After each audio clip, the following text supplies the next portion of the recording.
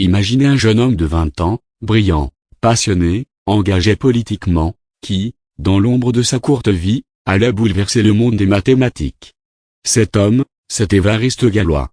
Né en 1811 à Bourg-la-Reine, il meurt en 1832, laissant derrière lui une œuvre qui allait fonder la théorie des groupes, un pilier de l'algèbre moderne.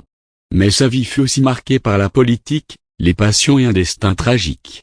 Aujourd'hui, nous allons retracer son parcours exceptionnel, entre équations et idéaux, pour comprendre comment un esprit aussi jeune a marqué l'histoire des sciences.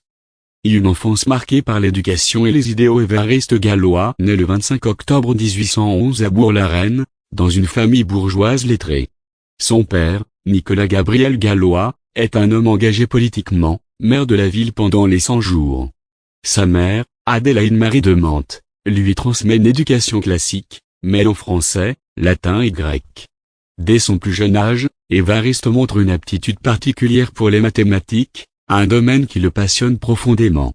À l'âge de 12 ans, il entre au Collège Royal de Louis le Grand à Paris, où il poursuit ses études. Malgré une scolarité perturbée par des enseignants peu inspirants, il se distingue par ses compétences exceptionnelles en mathématiques. C'est sous la direction de Louis Richard, un de ses professeurs, qu'il se lance dans l'étude des équations algébriques, un domaine qui allait devenir sa spécialité. De l'émergence d'un génie mathématique en 1829, à seulement 17 ans, Galois soumet son premier mémoire sur la théorie des équations à l'Académie des sciences. Bien que rejeté, ce travail marque le début d'une réflexion profonde sur les conditions de résolubilité des équations algébriques. Il s'intéresse particulièrement aux équations de degré supérieur à 4, pour lesquelles aucune solution par radicaux n'est connue. En 1830, il présente une version révisée de son mémoire, mais elle est également rejetée. Malgré ses échecs, Galois a persévéré et rédige une nouvelle version en janvier 1831, dans laquelle il introduit la notion de groupe, un concept fondamental en mathématiques. Ce mémoire, bien que non publié de son vivant, constitue les bases de ce qui deviendra plus tard la théorie de Galois, un pilier de l'algèbre moderne. Un engagement politique passionné. Parallèlement à ses travaux mathématiques, Galois s'engage activement en politique. Républicain convaincu, il participe aux événements de juillet 1830, qui mènent à la chute de Charles X. Il est arrêté à plusieurs reprises pour ses prises de position radicales. En mai 1831, lors d'un banquet républicain, il prononce un toast en appelant à la chute du roi, ce qui lui vaut une nouvelle arrestation. En juillet 1831, il est de nouveau emprisonné pour avoir participé à une manifestation interdite. Durant son incarcération, il continue à travailler sur ses recherches mathématiques, rédigeant des lettres et des mémoires qu'il parvient à faire parvenir à ses amis. Sa détermination à concilier ses idéaux politiques et ses passions scientifiques témoigne de la profondeur de son engagement.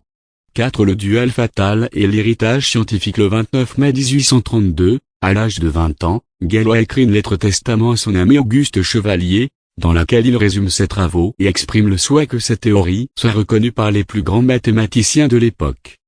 Le lendemain, il se rend à un duel, où il est blessé mortellement. Il meurt le 31 mai 1832, dans les bras de son frère, après avoir refusé les sacrements. Sa lettre testament, publiée après sa mort, permet de comprendre l'ampleur de ses découvertes. Elle constitue un testament scientifique dans lequel il expose sa théorie sur les équations algébriques et les groupes, concept qui allait révolutionner les mathématiques. Vu la reconnaissance posthume et l'impact durable. Bien que ses travaux n'aient pas été reconnus de son vivant, l'importance de l'œuvre de Galois devient évidente au fil du temps. Ces théories sont publiées en 1846 par Joseph Liouville, un mathématicien français, et trouvent une reconnaissance croissante au sein de la communauté scientifique. La théorie de Galois devient un élément central de l'algèbre moderne, influençant des domaines tels que la géométrie algébrique, la théorie des nombres et la physique théorique. L'héritage de Galois ne se limite pas à ses contributions mathématiques. Il incarne la figure du génie précoce, du révolutionnaire des sciences, dont l'œuvre continue d'inspirer chercheurs et étudiants à travers le monde. Conclusion. Évariste Galois, par son génie, son engagement et sa passion, a marqué l'histoire des mathématiques et de la politique. Sa vie, bien que brève, témoigne de la force de l'esprit humain et de la capacité à changer le cours de l'histoire, par la science et l'action. Aujourd'hui encore, son nom est synonyme de révolution mathématique, et son héritage perdure dans les théories qui portent son nom.